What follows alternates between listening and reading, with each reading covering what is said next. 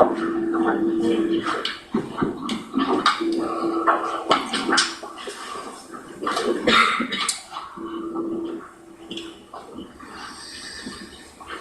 thank you. Please be seated. Mr. DeFore, you may proceed with your closing argument. Thank you, Your Honor.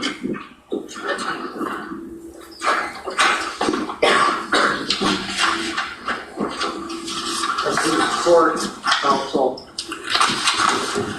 ladies and gentlemen of the jury.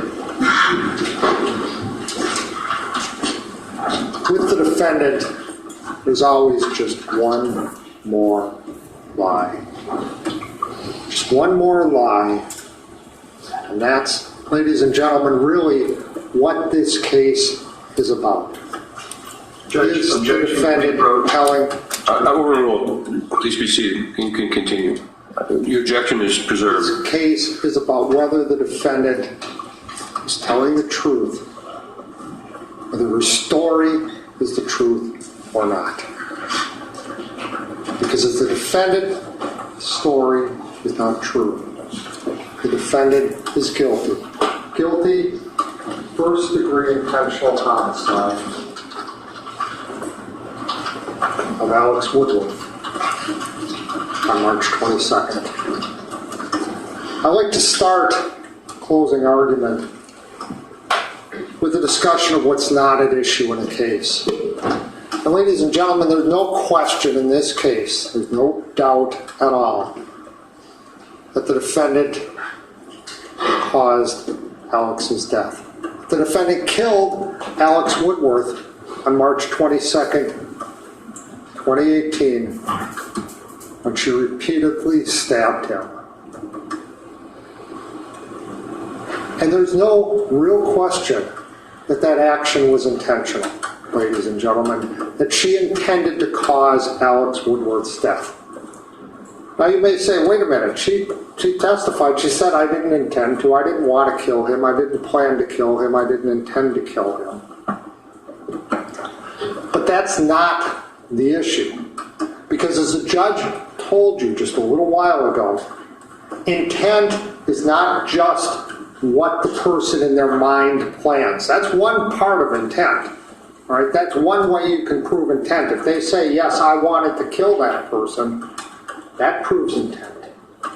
But intent is also proved if we can show, and if the evidence shows, that a reasonable person at that point in time knows that their actions are practically certain to cause the death Judge, of the individual. Objection. That is not the law. Page 5 says the law. That's not the law. Objection. Can we approach?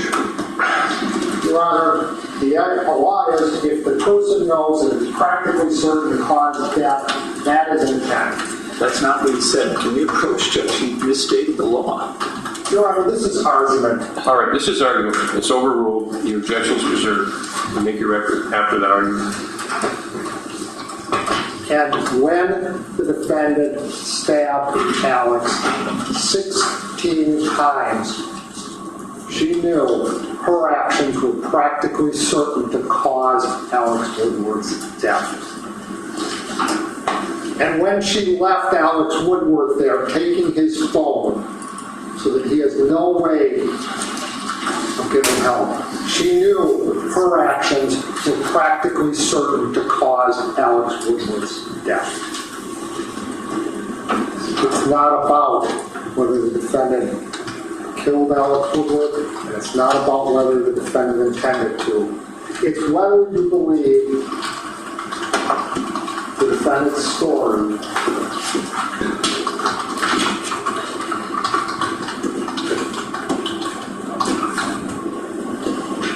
her most recent story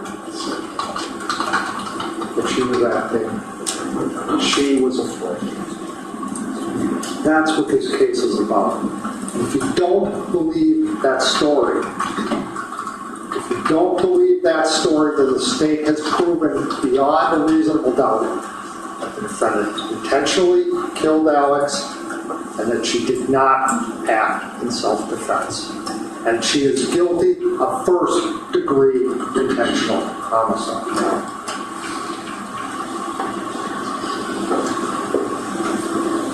in assessing and deciding whether or not her story is true, you've got to look at her evolving story. Because her story evolves as time goes on. What's her first story? What's her first story about what happened? It's what she tells Officer Reeves and medical staff at Mayo. This happened at Owen Park in Oakland. I don't know how I got to Menominee. I don't know how I got to Dunn County. This happened at Owen Park. And that's important, ladies and gentlemen. It's important for a variety of reasons. But not the least of those reasons is it's important because when you use your common sense, you know why she's lying about it happening at Owen Park. And you know why someone who's being questioned by police and others about what happened would lie about what happened. Your common sense tells you that. And the judge just instructed you. It's one of, I think, it's a very short instruction, but it's one of the most important ones. And that's instruction number 195 that says, essentially, when you're deliberating, you can consider your experiences in the ordinary affairs of life. And what that, ladies and gentlemen, really is, it's the instruction that says, you walk through this door over here, you go back to the jury room, ladies and gentlemen, you don't check your common sense at that door. You use your common sense. And what does your common sense tell you about why someone's going to lie to a law enforcement officer? Your common sense tells you it's to avoid getting charged with a crime. It's to avoid getting in trouble. Why is the defendant lying and saying it happened at Owen Park? She doesn't want them to go back to the scene. She doesn't want law enforcement to go back by Don Sippel's house and find that muddy road where Alex Woodworth lies dead. She doesn't want them to go back there because she needs to be able to get back there and clean it up. Get rid of Alex's body before law enforcement finds it. That's why she's lying about it. That's why she's misdirecting them over to Owen Park. And ladies and gentlemen, I know you just heard a couple days ago from Dr. Hopper, and he talked about matters that are encoded and problems when stress events. But it's important when we're thinking about this and thinking about this lie here, that we think about where that lie and what events that lie is about. Remember all that stuff? He showed you that chart, and it's got the line where the stress starts. And that's where memory starts to work a little bit different. It's when that stress starts. And before that, memory just encodes like it normally would, and your memories are going to be like they normally are. And that stress event, assuming that that stress event even happened, or assuming that that stress event, the stress event could be, as Dr. Hopper said, being involved in a murder, that stress has not happened yet when she's pulling into that muddy driveway. So there isn't any issue with her memory at that point in time, and yet she's saying it happened at Owen Park. To direct them away so she can go back later and clean it up. Her story evolves from there to, I don't remember anything. I don't remember anything. Even on March 23rd and March 24th, when she's interviewed by Detective Kroc, when from her own story that she told you on the stand, her memory had come back, she's still saying, I don't remember anything. She doesn't want Detective Kroc or any other law enforcement officer to go back to that scene. She wants them to stay focused on Owen Park. And finally, when she's confronted with the facts, when she's confronted with information, Detective Kroc is talking to her in a calm voice, talking to her in a friendly manner, and confronts her and says, look, you found your car. You walked down that muddy road and found your car.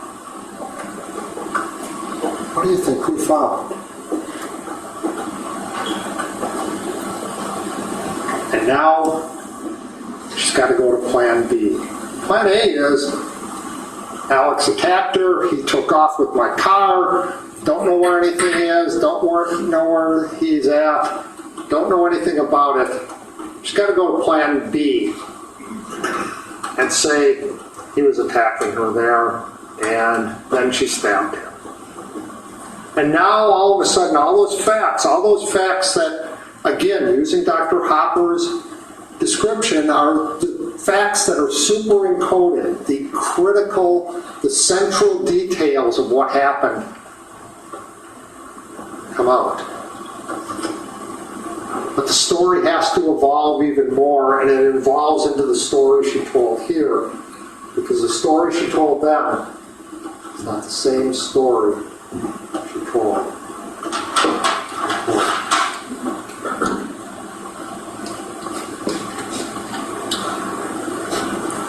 We need to take a look at and consider what the defendant does when she leaves Alex's apartment. Remember, testimony from everybody is that they were going to leave Alex's and they were going to go to someplace public. They were going to go to someplace where they could talk, be around other people, so there wouldn't be any issues. Well, what do we know about what the defendant actually did as she drove away? We know, ladies and gentlemen, that she's right here, Alex's apartment. She knows, and there's Half Moon Park right here. There's Phoenix Park right here, a couple blocks away. There's Owen Park that she talked about right here, real close to Racy's, where she wants to be. Does she go to any of those public places? Does she go anywhere near them? No. She takes and drives straight out of town from Cameron to Madison, and all just changes names and drives straight out of town. Away from the public. Away from a location where she can be with other people as she talks to Alex. Because her purpose is not to talk to Alex, her purpose is to confront Alex. And we're going to talk about that in a while when we talk about the defendant's motive. Her purpose is to confront and get Alex to change his mind about the relationship and admit, as she put it, that the relationship was a mistake. She needs to confront him, and she needs to confront him someplace away from people.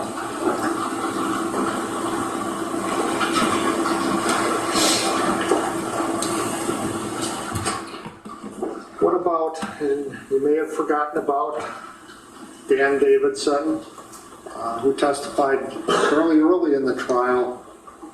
But what does he tell you about what he sees? What he sees is important for two reasons. It's important because it contradicts the defendant's story, and it also helps to fill in the timeline of what happens.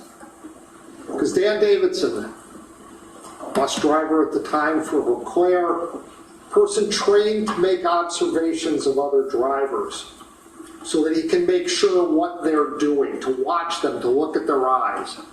Tells you he sees a car stopped in the road, pointed at this road on Louis Bjork's property.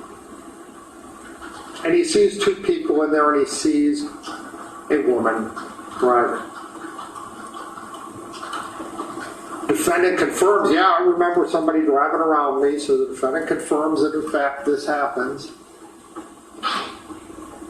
And Dan Davidson tells you clearly it's a woman, not Alex, but the defendant, obviously driving that car. Now, I know defense is going to say something like, well, how does he know? And, he doesn't write that clearly in his statement and so forth. But what reason does Dan have to come here and lie to you? That's what he remembers. He has nothing, no interest in this case. In fact, he only became involved because he saw law enforcement searching along the ditches there, and he just decided to stop and, hey, there was this kind of weird thing that happened a couple days ago. Just thought I'd tell you about it. Doesn't have an interest in it. Clearly, the defendant was driving. But what else is interesting about that, and what else is strange about that, is remember the defendant's story on the stand. Well, I thought this would be a nice place to go to talk. A nice place to go to talk. Certainly not a public place. Certainly not a place that looks like a good place to talk where other people are going to know. It's private property. It's a deserted area. It's a middle of a farm field. Is that the place you go to discuss continuing to be friends with Alex? Talk more about your relationship with Alex? Place to talk about what's happening at Racy's? Or is it a place to go and confront Alex? A place where nobody else is going to see what's happening. That's, ladies and gentlemen, what this looks like. A lot more than a place to talk about your relationship. So what happens after they start pulling into there? The car gets stuck the first time. Now, ladies and gentlemen, realistically, and again, this is before, as Dr. Hopper tells you, that the amygdala kicks in and you start reacting based upon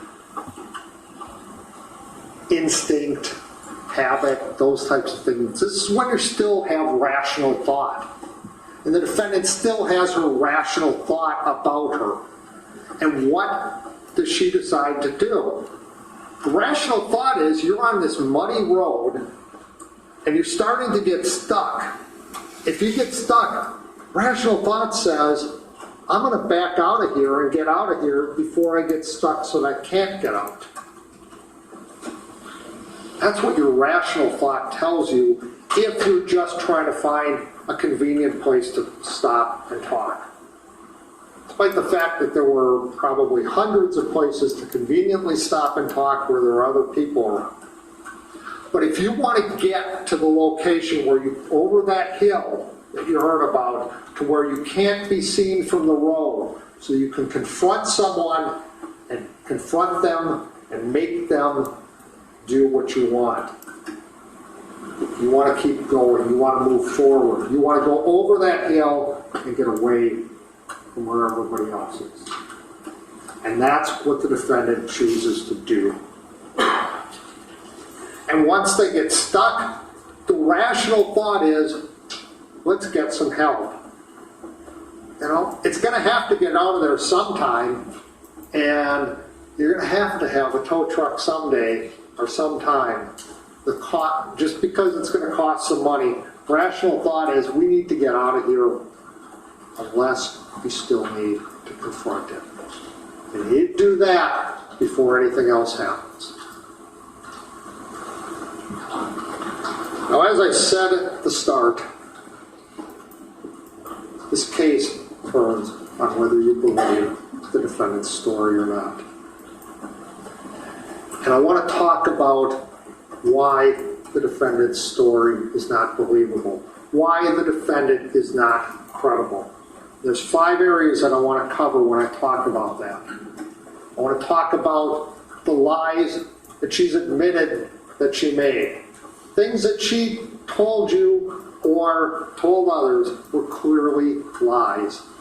And not, as Dr. Benson talked about, lies of omission, but rather lies of commission, lies where she intentionally deceived someone knowing what she said was false. I want to talk about lies that are proved from the evidence. In other words, lies that, based on other testimony, other evidence, were clearly things that she said that are lies. I want to talk about inconsistencies in her story. And I'm going to talk about inconsistencies not in these peripheral details about things that happened after a stress event, but rather inconsistencies either before that stress started. In other words, changes she made to her story before the stress event happened, or inconsistencies in central facts, as Dr. Hopper talked about them. Fourth, I want to talk about how the physical evidence, the things that don't matter based on evidence, and how the DNA evidence also, which is another form of physical evidence, another form of physical facts, how that evidence also contradicts the defendant's story. So what lies do we know that the defendant told? We know she lied about how Boy got scratched into her arm, right here. This large area of her arm, how that happened. We know she lied about who did that. And we know she intentionally lied about it. We know she intentionally lied about it because she admitted she intentionally lied about it on March 24th.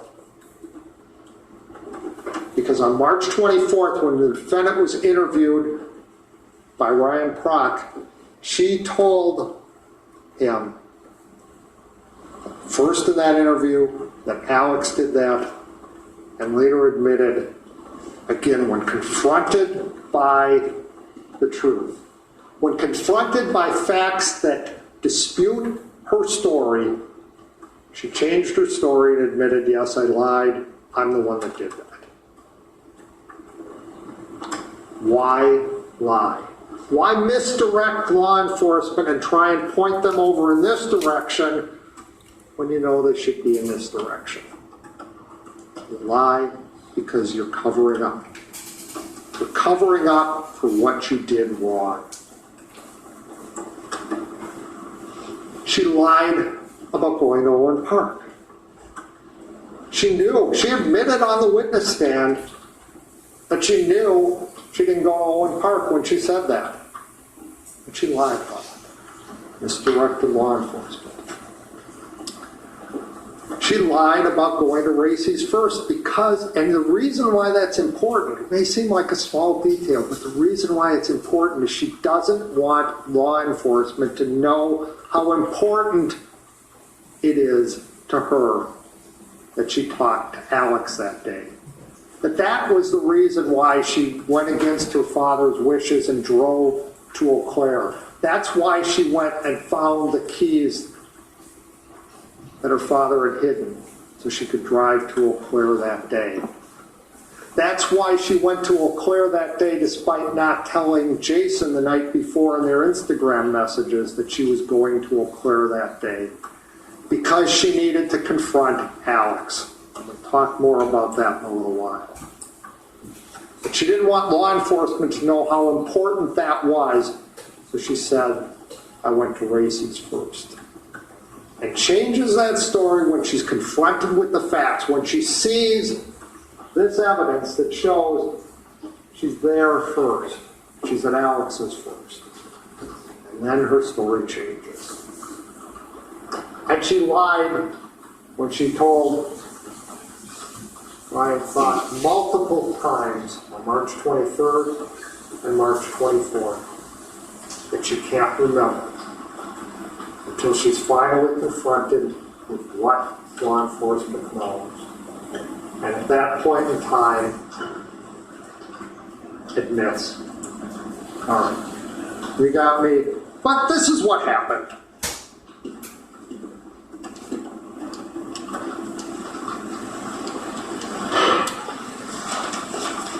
I also want to spend a minute talking about her evolving story or changing story on where she was when she scratched the boy into her arm.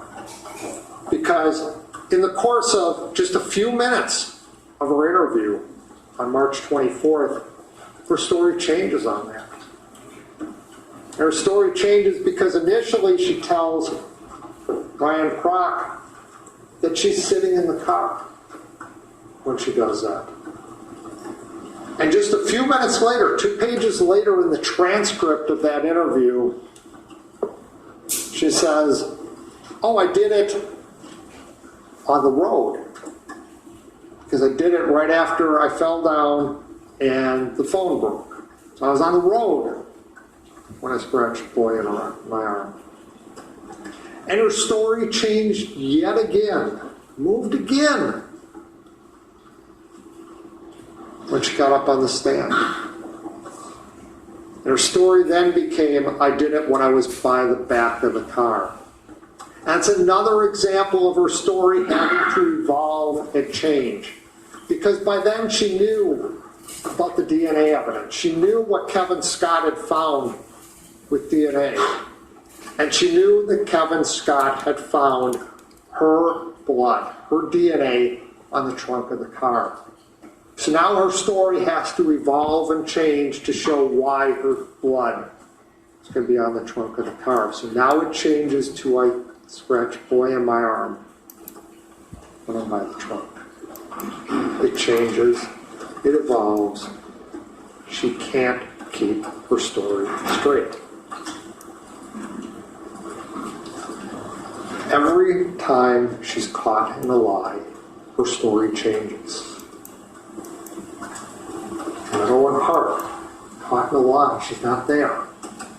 I can't remember. Caught in a lie that we found your car, her story changes. Caught in a lie, story isn't that great as far as self-defense when all Alex is doing is, making some really superficial scratches on her and wanting to look at her. Her story changes. He was trying to sexually assault me. And she's confronted with facts. She's confronted with the truth. Her story evolves and her story changes. That's not someone who's telling the truth. That's someone who's trying just one more lie. Just one more lie to get out of being forced to take responsibility for the murder, the cold-blooded killing of Alex Woodworth on March 22nd. We also have lies that are shown by the evidence in this case, ladies and gentlemen. She told you, her story is that this knife, right here, this EMT knife is used to murder Alex Woodworth. That this knife was given to her by Joe Shane Carlin, her father. That's her story. Joe Shane, when he's talked to by law enforcement, including Investigator Kowalczyk, says, I didn't give her a knife. And specifically this EMT knife, he says, I bought 2 of these. I just bought 2 of these from Amazon. And he finds this one, the exact match to that knife. Finds this one in his living room where it was supposed to be and says, yeah, the other one should be in my junk basket in the kitchen or out in the truck. And he goes to look for those. Goes to look for it in those locations and he can't find it. He can't find it because this knife right here is lying in the ditch just before Sippel's daughter's driveway. The defendant put it. And if he had actually given this knife to the defendant, why is he looking for it? Because he didn't. She was to take it. She took it to use it to confront Alex if she had to. And she lied about Max Parkinson and the painting that she was giving Max. Remember, she told Detective Kroc she gave Max a painting that she had painted for him. That may seem like a minor thing, it's not a big deal. But again, it's part of her attempt to make it look like it's not a big deal that I needed to confront Alex. This is really more what I'm doing. I painted this for Max, and so I needed to take it to him. What we actually know about that painting, though, is that's a painting that's also acting as part of the barrier in a relationship with Jason Mengel, because it's the painting that was hanging above the bed. Jason Mengel's bed where she had sex with John Hanson. And it's part of the barrier in that relationship that she wants so much, that ancient love that she describes. And so she has to deflect attention away from how important the painting is, and she has to deflect attention away from how important it is for her to meet Alex that day.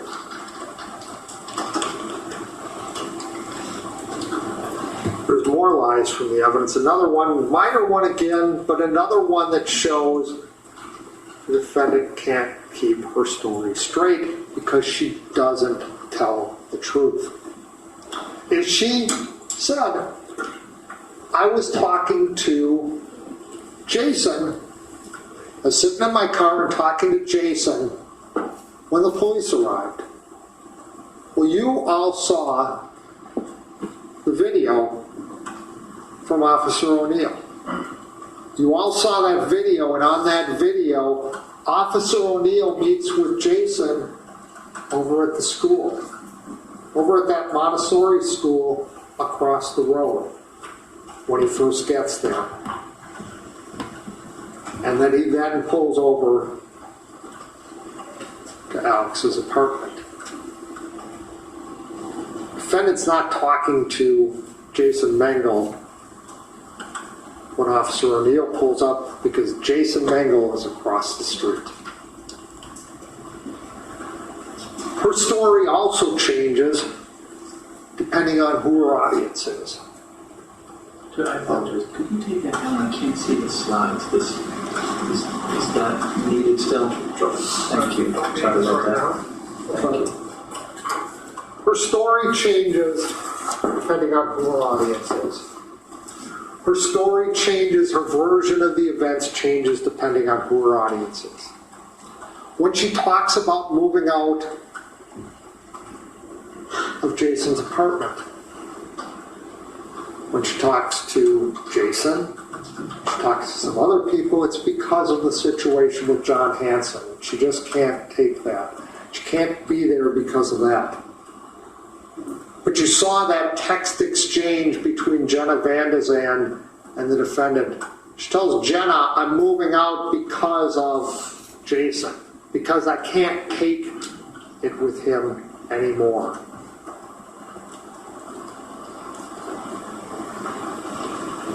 She tells Jason in that Instagram messaging, I'm going to see Alex and I'm going to tell him off one more time. You know, if he doesn't, if he gives me that look again, I'm going to punch him. I'm afraid I'm going to punch him. That's why she's seeing Alex, according to her communications with Jason. But her story now is, oh wait, no, I was going to see Jason to fix our relationship, to make us still friends. and to talk to him about what's happening at races. Her story changes depending on who her audience is. And her story changes about the heating pad. She tells Jason, I want to return that because it makes me sad. But her statement to Detective Kroc is, I returned it because I didn't need it anymore. On March 23rd, she repeatedly lies to Detective Kroc when she says she has no idea where Alex's phone is. She repeatedly lies to him over a number of things. Again, where Alex's phone is a central detail that was clearly encoded because it's something she remembers with great detail now. Again, we don't know, we can't know what the central details are, but we can pretty much infer them by the things that she can describe with vivid detail. And she describes with vivid detail taking the phone, walking with the phone, falling down, the phone breaking. This is her story now. So clearly that's something she remembers, something that's a central detail. But yet on March 23rd, she tells Detective Kroc, I don't know where his phone is. She doesn't want to send them back to that scene. She does not want them to be back where Alex's body is until she can clean up and be able to follow through on her plan A, which is Alex attacked me at Owen Park. He must have dumped me in that area, and who knows where he is with my car now. She lies when she says she doesn't know where Alex is. She clearly knows where Alex is. She absolutely does. That is a central detail without any question. She knows where he is, and she lies because, again, she doesn't want to send law enforcement back there. She wants to keep to plan A. And finally, she lies in small detail, but she lies when she says she urinated herself. She wants to make herself look like she was really panicked. So panicked she urinated herself. Yet Joe Wayne and Jennifer Morris, who examined the defendant closely, said she had not urinated herself. She wants to make it look that so bad that she had to urinate herself. It didn't happen.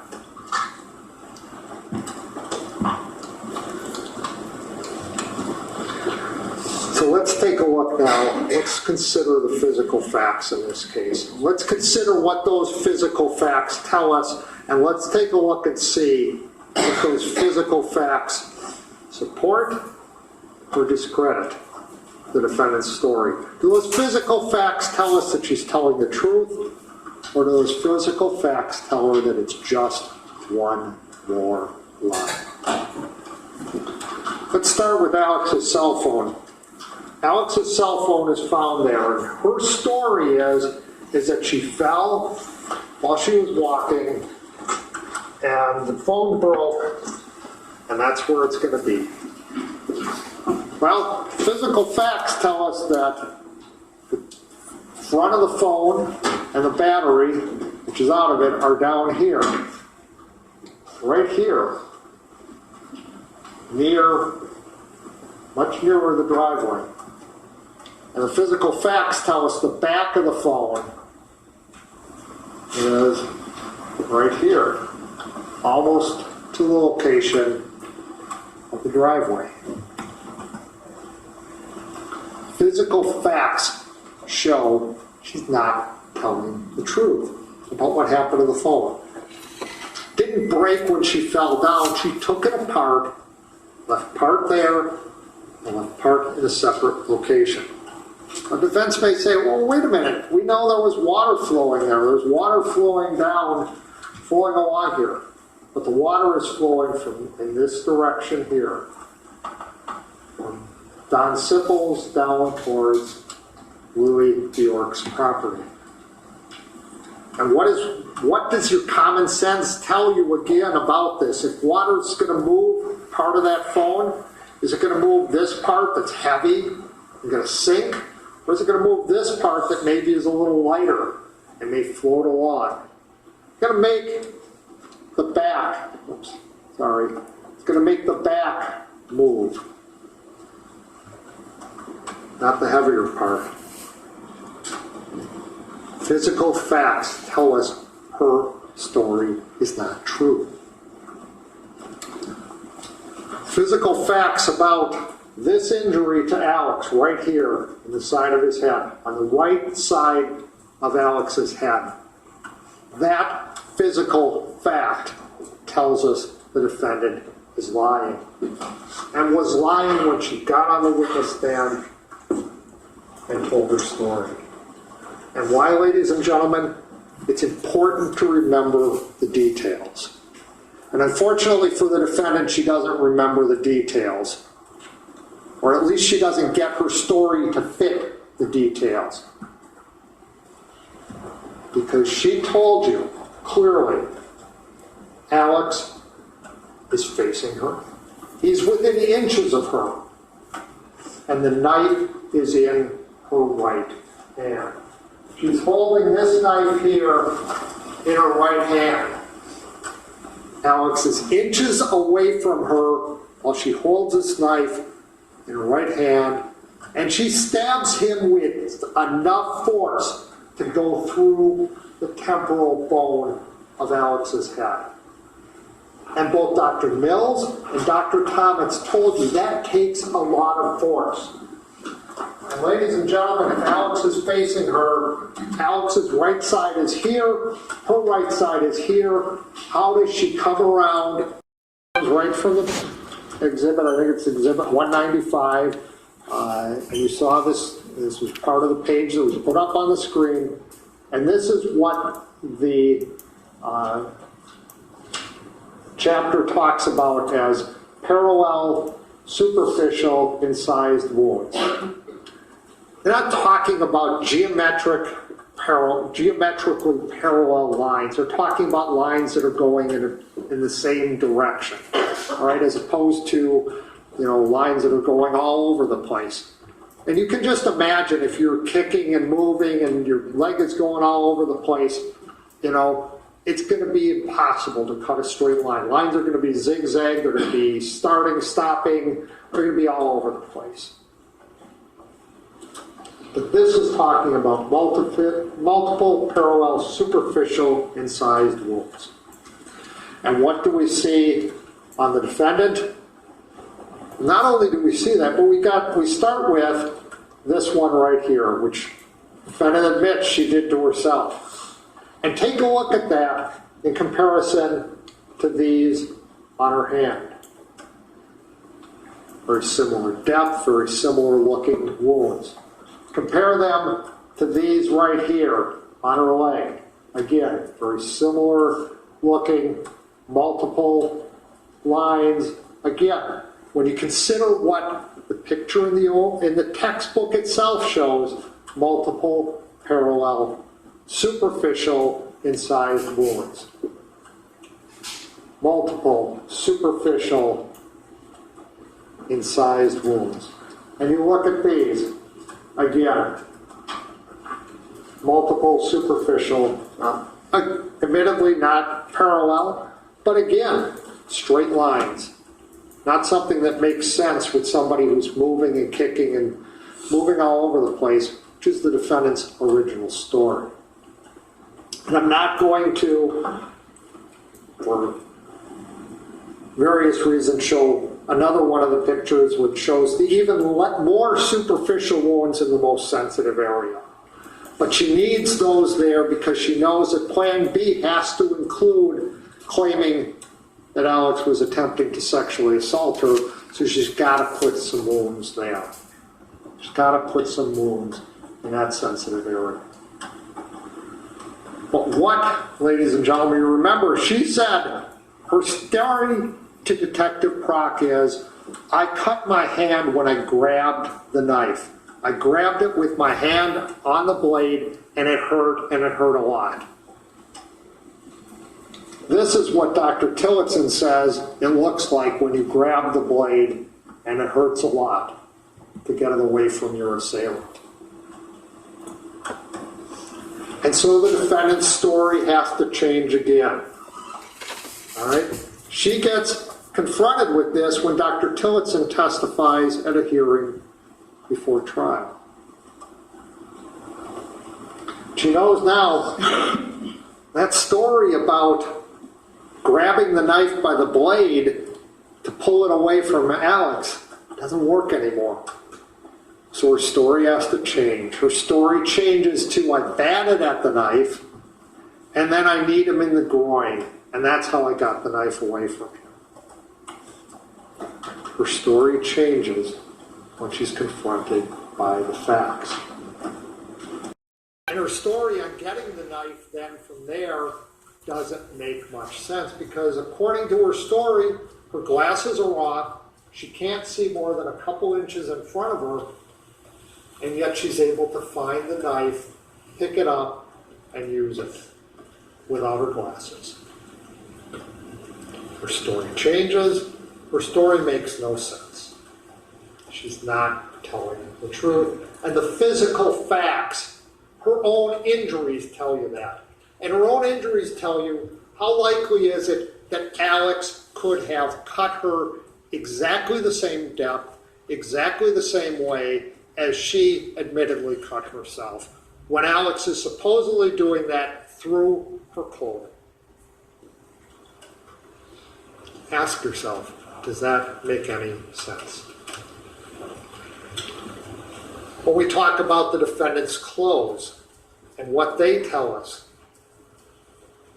about her story, we start with the blood that's on her blue flannel shirt. I'm not going to take it up, I'm going to take it off a little bit. There's blood on her blue flannel shirt. And whose blood is on her blue flannel shirt? The defendant's blood. That's whose blood is on that shirt. And ladies and gentlemen, you heard the testimony, you saw the gold sweater. There's no visible blood on the gold sweater. How does the blood get from her skin onto the blue shirt without touching the gold sweater, without leaving a stain on the gold sweater too? We don't have magic blood that goes through that sweater from her skin to the blue shirt.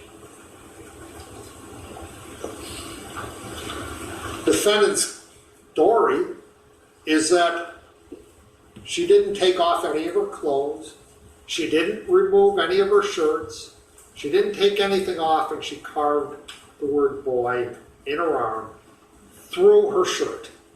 Now, first off, how do you do that and be able to make a readable word on your body that you scratch into it with a knife through clothes without being able to see what you're doing? But more importantly, ladies and gentlemen, here's what she does and where she does it. And look at that in reference. This is the shirt that's closest to her.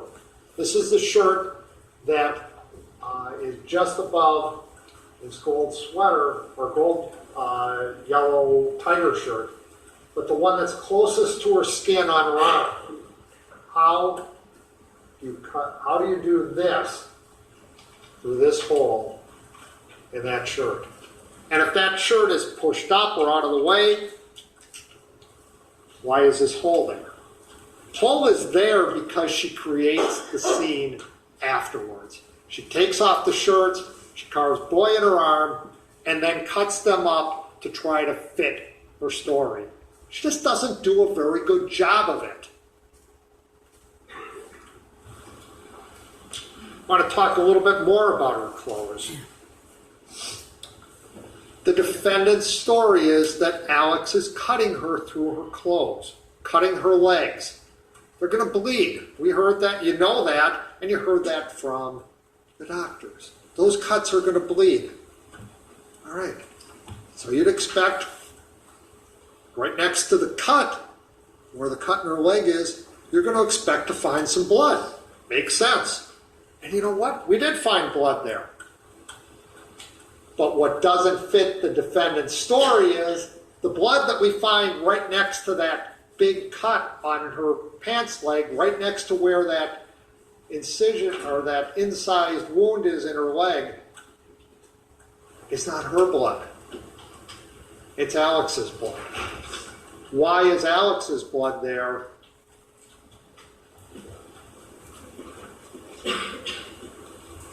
When Alex wasn't bleeding when this is supposedly happening. Why isn't it her blood? Her blood is found on this leg, or her hand would be, and her blood is found in a mixture farther away from the cuts in the leg.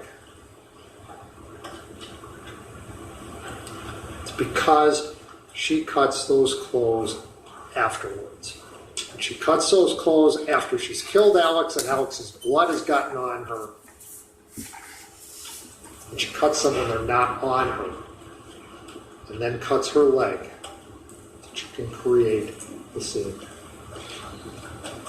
She also tells Detective Kroc, when he's asking her where she's injured, she makes sure that she says, oh yeah, there's a cut on the pants here. I was injured over here on my left leg too.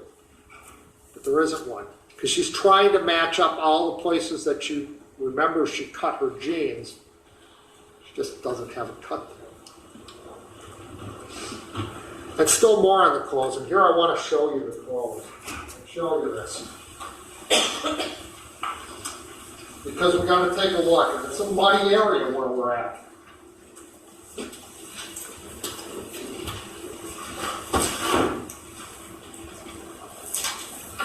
And what do the clothes show us?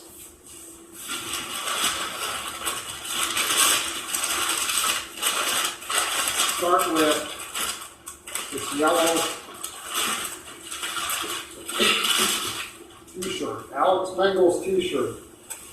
It shows us mud right here.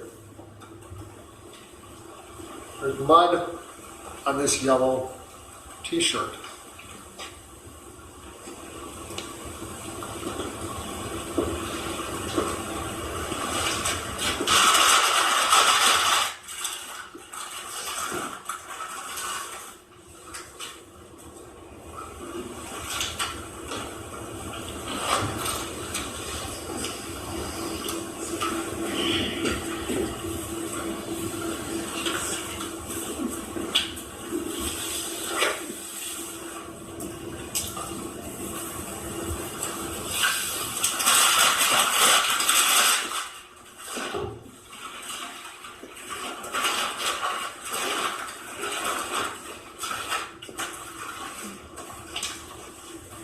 Shows us there's mud right here on this blue, what was described as spotted, but what she said was a plant shirt.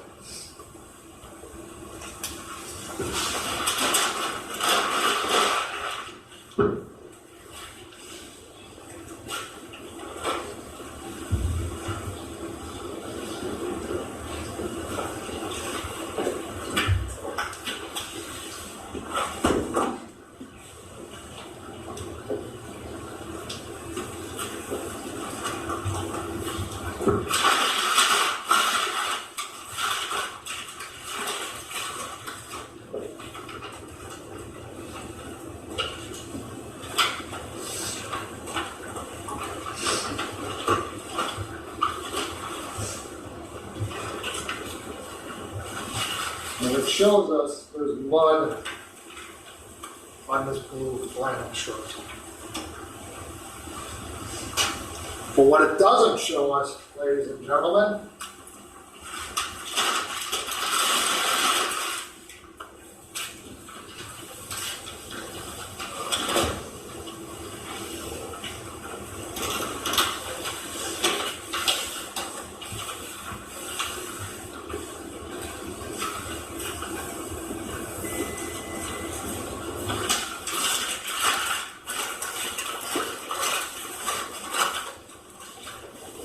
doesn't show us any mud at all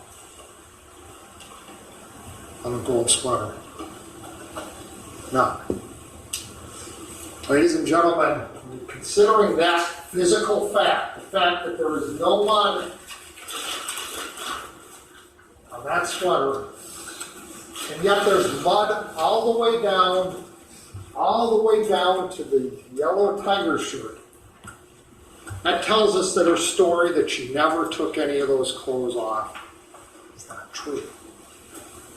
Because how does the mud get through the flannel shirt, get through the gold sweater, get through the blue plant or spotted shirt, to the yellow shirt?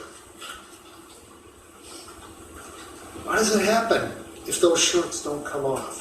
If she doesn't take off any of her clothes? It gets on there because she has to take them off to carve boy in her arm.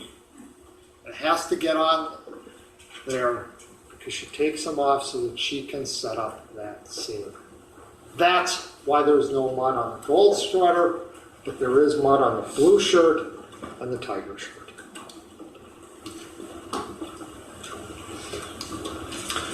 We need to also talk about Alex's clothes and what they tell us. You saw when Dr. Mills testified how with his clothes, with his sweater, his pants, his underwear, that those all match up. The holes in those clothes all match up perfectly with all of the injuries that Alex suffered. And you saw, and I'm going to show you again, Alex's coat. I'm going to talk about that a little bit. Keep the gloves on for a little while because I need to talk about that a couple times. But Alex's coat, remember, he's got 2 stab wounds in the back. He's got 3 stab wounds in the side.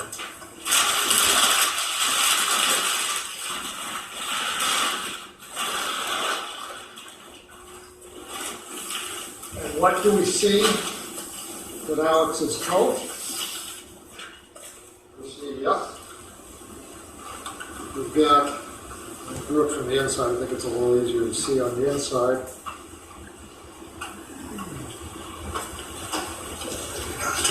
We've got 2 cuts in Alex's coat.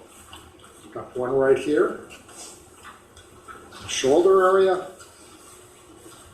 and we've got one right here, in the lower back.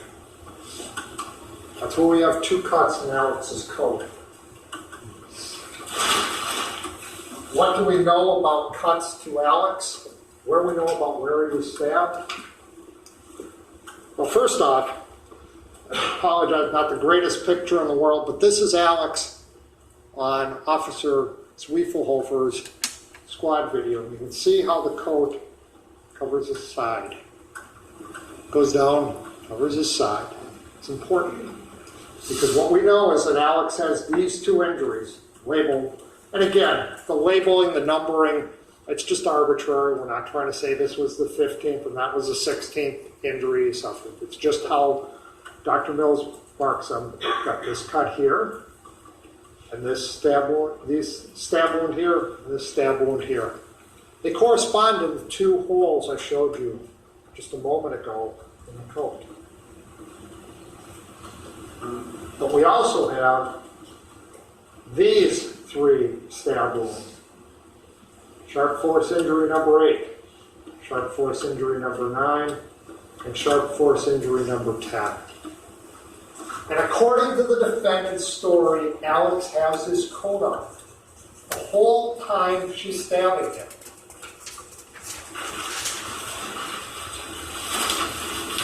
The left side of Alex's coat, you can look all you want, you can take all the time you want to look at it. There is not a single hole in Alex's coat on the left side. Not one. Look at it all you want, take as much time as you want. You're never going to find a hole on that side.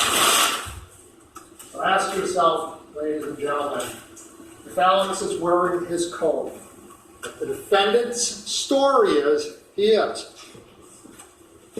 how did these 3 stab wounds magically appear in him? They go through his sweater, just like they should. But those 3 injuries took place after Alex had taken his coat off. And the defendant's story is that doesn't happen until after she had stabbed him every time she's going to. Her story doesn't fit the physical facts.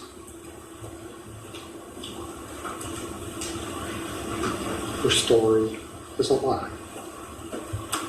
Just one more lie.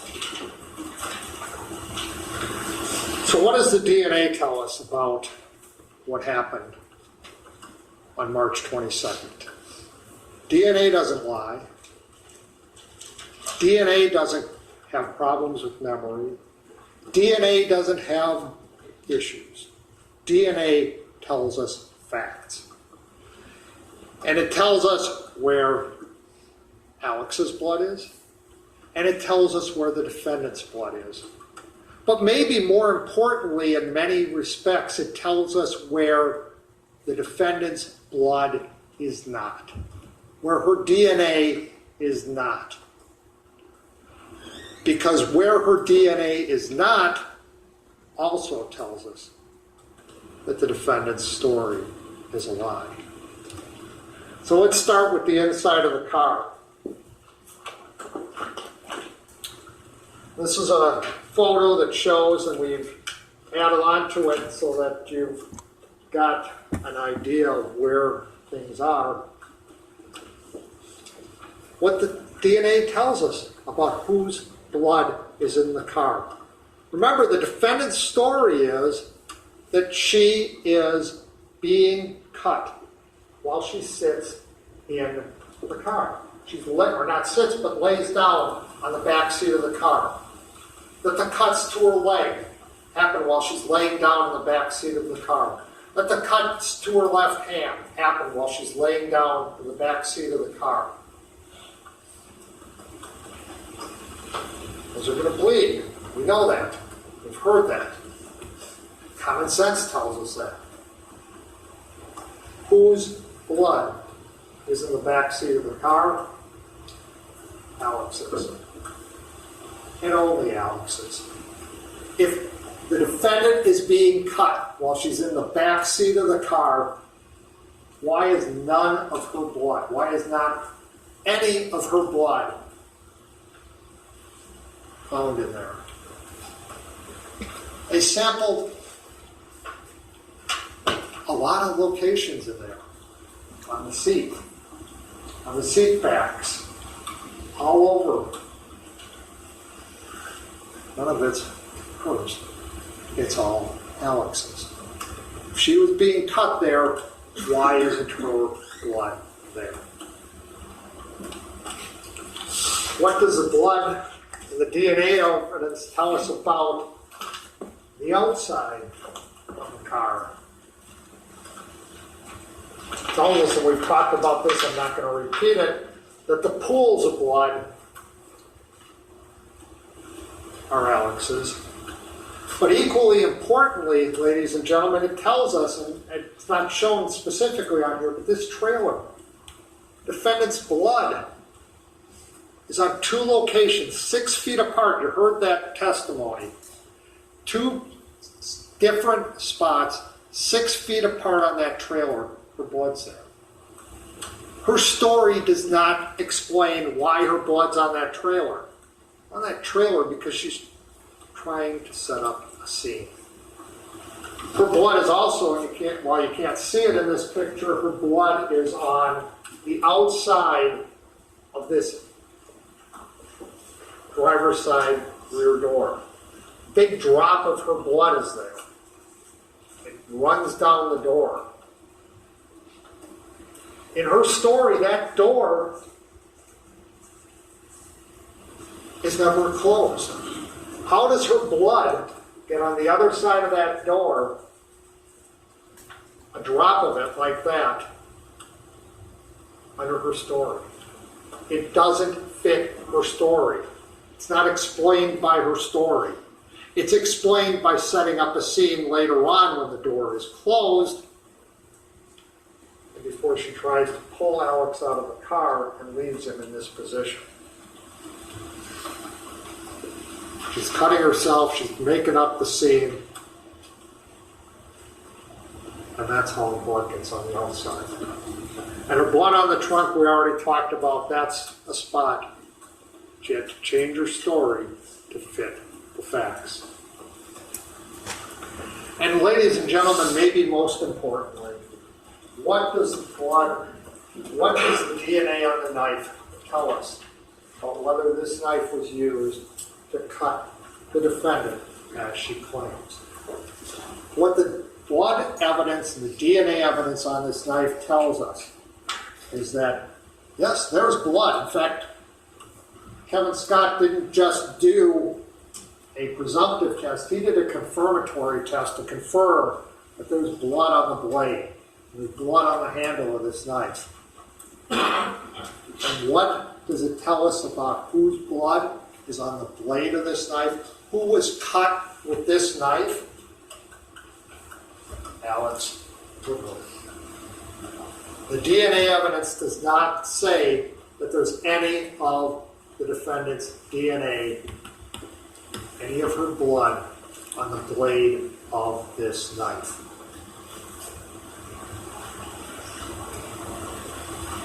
Alex was cutting her with this knife. Where is her blood? Her DNA is on the handle as part of a mixture with Alex, where Alex is the major contributor and she's the minor.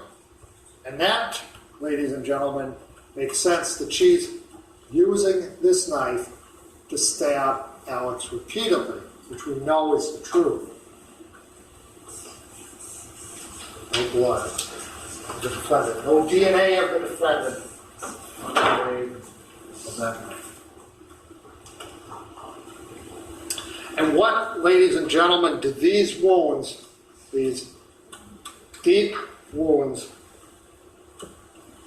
to Alex's neck that severed the jugular vein, tell us about the defendant's story? They tell us, ladies and gentlemen, that again, she changed her story to fit the facts, to try and fit the facts. It doesn't work very well, but she tried to. Because her story to Ryan Prock on March 24th is that Alex is on top of her when she slices his neck 3 times. Alex is on top of her. And if that's the case, ladies and gentlemen, when that wound starts bleeding like crazy, like it's going to, that blood is going to fall down right on top of the defendant, onto her shirt. She's got to change her story after the fact because Alex's blood isn't on her shirt. It didn't come down when she sliced across his neck like it would have. So she has to change her story and say, no, he's not on top of me. He's in front of me.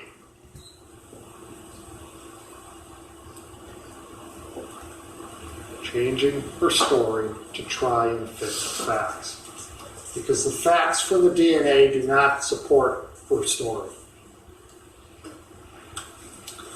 She's also got serious inconsistencies. And again, the state totally agrees with Dr. Hopper that when someone is involved in a stressful situation, a seriously stressful situation, that we agree, the science is clear that, they will concentrate on central facts. Absolutely agree that if somebody's sticking a gun in your face, you're most likely to concentrate on that gun that's in your face. Absolutely. We totally acknowledge that. But the inconsistencies I want to talk about are inconsistencies either in central facts that would be super encoded, that she would remember without any question, or for information that happens before that stress started. Remember that line that goes up, the stressful event is what starts that process of memory issues. It's the inconsistencies are relating to what happens before that, when your memory is normal. She told you. Her story today is Alex was going to have her one more time. He was going to sexually assault her. But when Ryan Prock asked her about that situation, asked her what was going to happen, she said, well, I just think he was going to look at me. That's probably the first thing that came to her mind when she's talking about it then, but later on thinking about it, thinking, oh, geez, that doesn't sound really good. I killed him. Doesn't sound great that he was just trying to look at me and I just got these superficial cuts. It'll sound better if I say he was trying to rape me. That sounds a whole lot better. That sounds a whole lot better to protect myself from getting convicted of first-degree intentional homicide. Ryan Prock asked him, why would somebody be cutting your clothes? And she told him, I don't know. Again, a central fact is what's going on here. And later on she remembers, and she says, oh yeah, that's right. He cut my clothes once before. That's not something that was part of the stressful event. That's something that happened a long time ago. Supposedly, it was happened a long time ago. But she doesn't tell Ryan Prock about that. She says, I have no idea. And while I guess probably not an inconsistency where she says one thing one time and she says another, but it's interesting to when you listen to her statement to Ryan Prock about the events of March 22nd.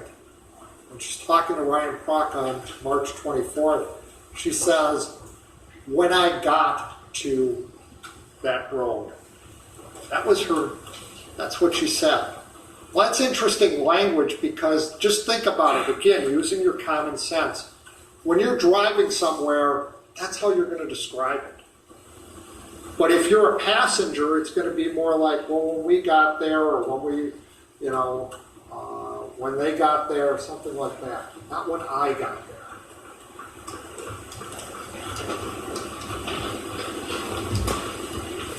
Sorry about this. Some more inconsistencies. Again, central facts. Actually, the first one is a fact before the stress started. All right, remember, her testimony, her story is, I'm in the car trying to find something to get us unstuck. All right, both times, when she talked to Ryan Prock in March, and when she got on the stand and told her story was she was trying to find something. But when Ryan asked her, did you throw anything out? She said, nope, didn't throw anything out. Her story changed now to, I threw out the blanket, I threw out the pillow while I was hunting through there. From before the stressful event started, assuming you believe it was that stressful event, before that happens, when things are just being normally encoded, or memories are normally being encoded. Her description of Alex taking off the glasses, she never tells Ryan Prock that. And yet her story changes to that because it has to look better. It has to look like she can't see anything so that her story can be better for her. And her story changes on where the first cuts were. Her story changes on that because remember, she told Ryan Prock he first starts cutting on my legs. But she changes it, and she has to change it to fit the facts. Because she's got to change it to fit the facts that her first concern was when he's cutting her sweater and then she feels that prick in her stomach. And now she's on alert. That's when the stress starts. She's got to change it to that. To change in her story. Ladies and gentlemen, when you've considered all of those things I talked about, the defendant's credibility is zero. Her story is just that, a story. It's not the truth. It's not what happened. I want to spend a couple minutes, and I don't want to spend more than that because, frankly, Alex's journals are a distraction in this case. They're a distraction from what really happened, the defendant murdering Alex. But we do need to talk about them briefly. And I think the first thing you need to think about them is the unreality of the defendant's story about how she first met Alex and first got to know about these journals. Her story is she goes into a bar and she sees Alex sitting there. He's writing some stuff up and she asks him what she's writing about. Oh, that makes some sense. But what does her story then become? He says, yeah, I'm writing about philosophy and I'm writing about cannibalism. Ladies and gentlemen, think to yourself. And think about that situation. Use your common sense. Your common sense, what does it tell you? Does it tell you, A, that someone who just meets someone else is going to tell them I'm writing about cannibalism? And B, does your common sense tell you that someone who just hears that in a bar at night, what's their first reaction going to be to that? Is their first reaction going to be, oh, tell me everything you can about that area? Or is your first reaction going to be, oh, nice seeing ya, bye? That's your first reaction. You don't want to know everything you can about cannibalism from someone you've just met in a bar. But secondly, look at the defendant's description. She describes Alex's philosophy and says, and certainly Alex definitely has an interest in St. Augustine's famous quotation, love and do as you will. There's no doubt about it. He has many writings about that. All of them philosophical, but he has many writings about it. And the defendant's story is that Alex told her that basically means I can do whatever the heck I want, whenever I want, I can take whatever I want, it's all about me. And taking whatever I want. Now there was only two people to that conversation where this supposedly happened. The defendant and Alex. And she comes to get Alex to... Objection. Note your objection, preserve it for the record, overruled, make it two. And when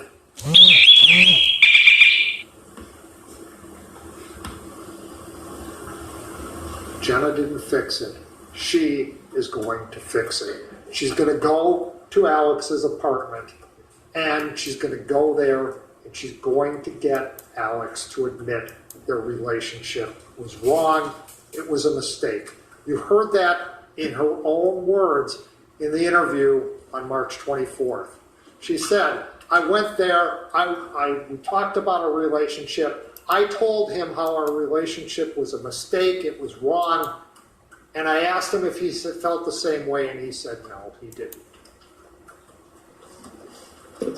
But she's got to fix it because that's what's standing between her and the love of her life. Because remember that last Instagram exchange between Jason Mengel and the defendant the night of March 21st. An Instagram that's polite, but certainly not loving. An Instagram where the defendant tells Jason, based on her conversation with her father, my life starts now. And Jason doesn't respond to that with, our life starts together. He responds with two messages. One, that's a good idea. Two, no more lies.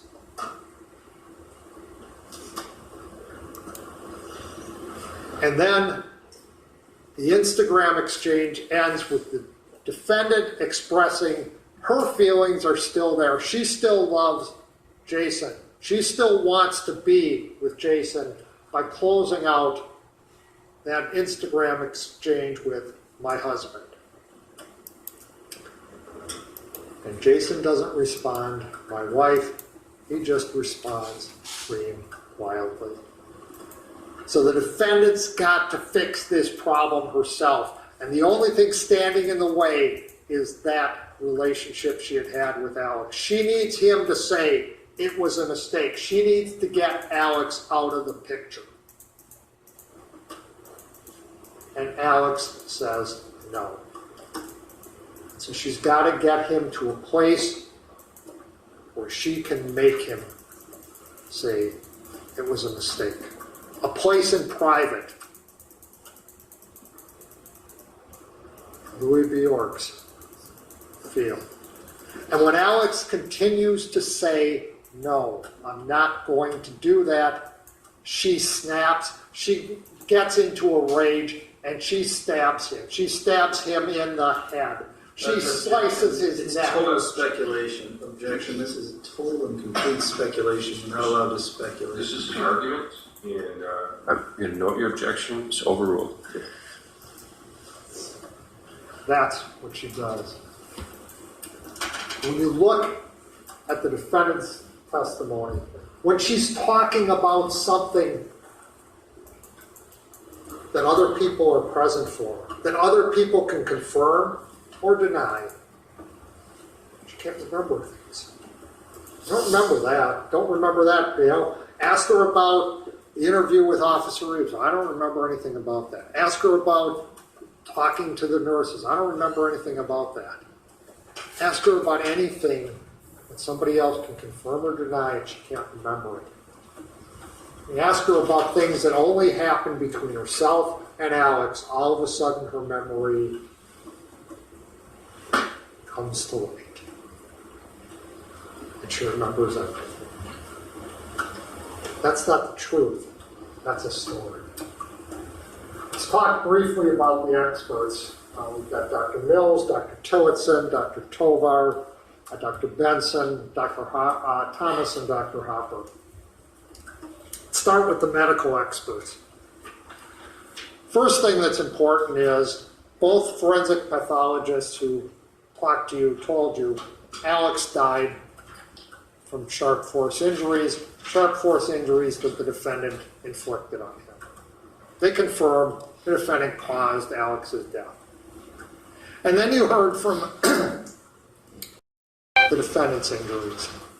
And you heard from Dr. Tillotson. Dr. Tillotson, the only doctor who testified here who wasn't being paid to come here and testify, whose only interest, he told you what his interest is. His interest is in his patient and what's best for his patient.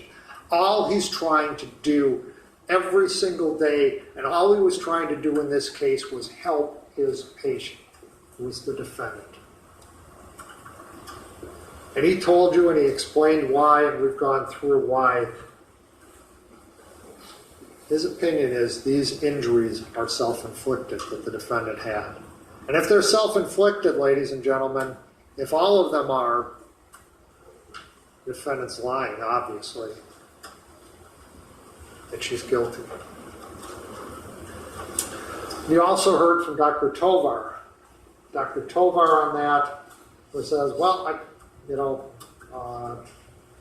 my opinion is they're consistent with being inflicted by somebody else. And that's what he writes in his report. And my opinion is that Alex's injuries are consistent with somebody acting in self-defense. And that's what he writes in his report. And the defendant told law enforcement the boy was carved into her arm by Alex. And that's what he writes in his report. A report that he can't even get Alex's last name right, except about half the time. I mean, puts it in there, I think it was 17 times, he gets it right 9 times, he gets it wrong 8 times. That's the type of expertise that you want to rely upon.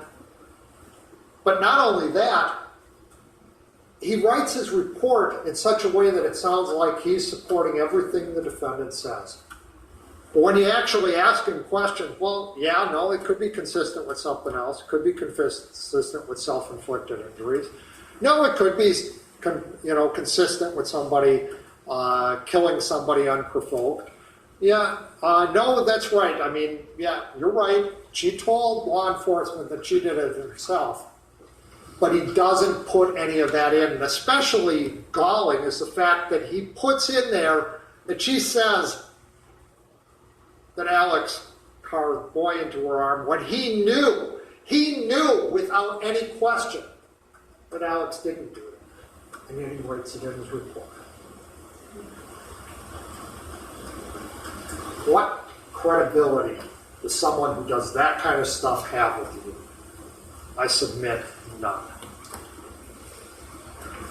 Dr. Benson testifies it's his opinion that she is diagnosed with PTSD, but he cannot tell you the exact cause of that PTSD. He can't tell you what it was from. And Dr. Benson, who gratuitously adds the statement, "I'm not a hired gun," when nobody had asked him if he was or wasn't a hired gun. He just blurts it out. Actually acted a heck of a lot like a hired gun when, on cross-examination, the state was asking him, "Does PTSD cause you to lie?" And he says, "Well, that's a difficult question. You got to consider whether it's a lie of omission or a lie of commission." Making it clear, commission, if you know you're lying at the time you're lying, that's not explained by PTSD. When you try to get him pinned down, he just keeps changing and changing and changing the question so that he doesn't have to actually answer that question. That sounds like someone who has an axe to grind in the case, someone who has an agenda in the case, not someone who's just here, like Dr. Tillotson, testifying about what's best for his patient. And then we have Dr. Hopper. And frankly, ladies and gentlemen, Dr. Hopper is an expert. His science is very, very well accepted as to what happens. But Dr. Hopper was also not a hired gun. Dr. Hopper was telling you things, and he was being straight with you, and he was being straight with the defense, and he was being straight with the state. He doesn't know what the stress is that started that whole process, assuming it even started, of causing this super encoding of central facts and not encoding of peripheral facts. He doesn't know what that stress is. Although he did say that that stress could be someone being involved in a murder. That was his testimony. But he doesn't know what it is. And he was honest about that. And he also told you that while certainly her statements and how she presented could be consistent with someone who had undergone a stressful event, he also said it could be consistent with someone who was just lying. And again, we can't know the cause of that stress.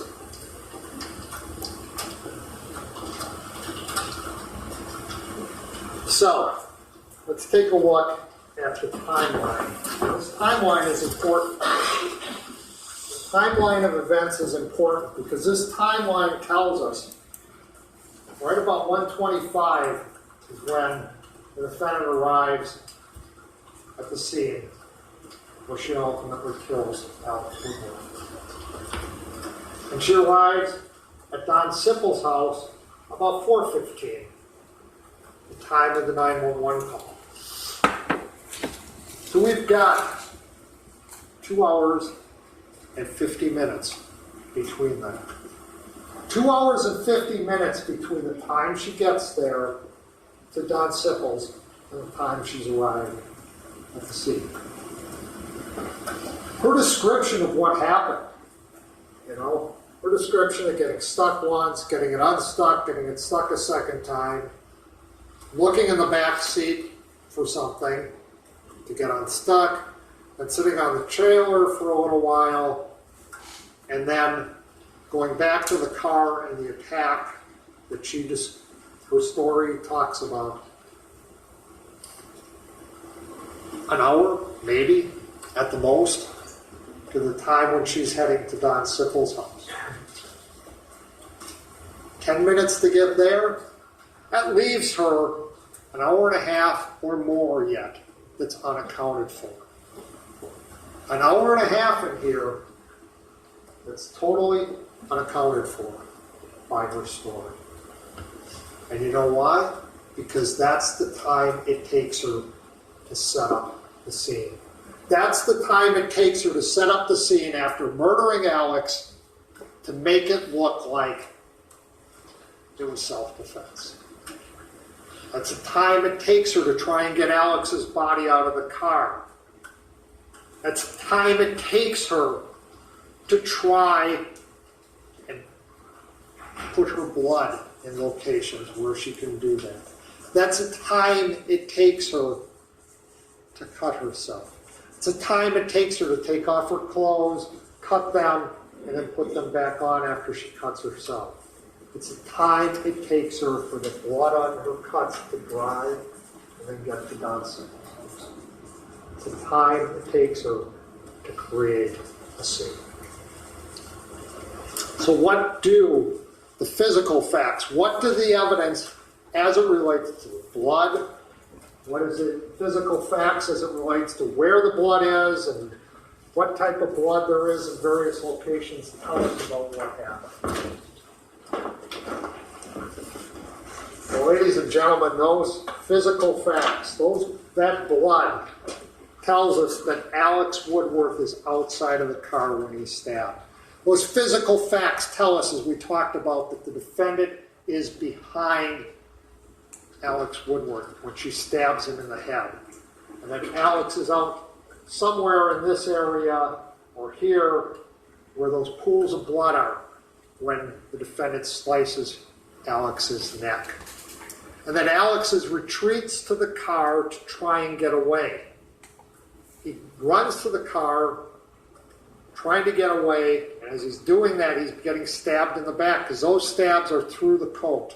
And he must take off the coat at some point in time to try and get it off. Maybe as he's getting stabbed, he's trying to take it off. And he gets in the car, and he's stabbed in the side 3 times while he sits in the car. So again, those stab wounds are perimortem, as Dr. Mills told you, close to the time of death. And we have cuts in the seat of the car that tell us that there's stabbing taking place in there. And that's what physical evidence tells us. And the defendant then tried to get Alex out of the car, as you can see here, and couldn't do it. That's what the physical evidence tells us. The physical evidence tells us the defendant did. Ladies and gentlemen,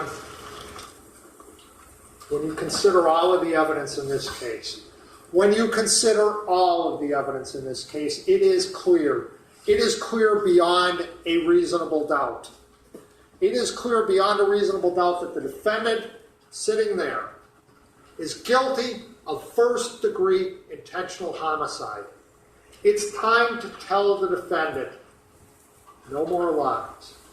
You're not going to get away with just one more lie. Make her take responsibility for Alex's death on March 22nd. Find her guilty. Thank you.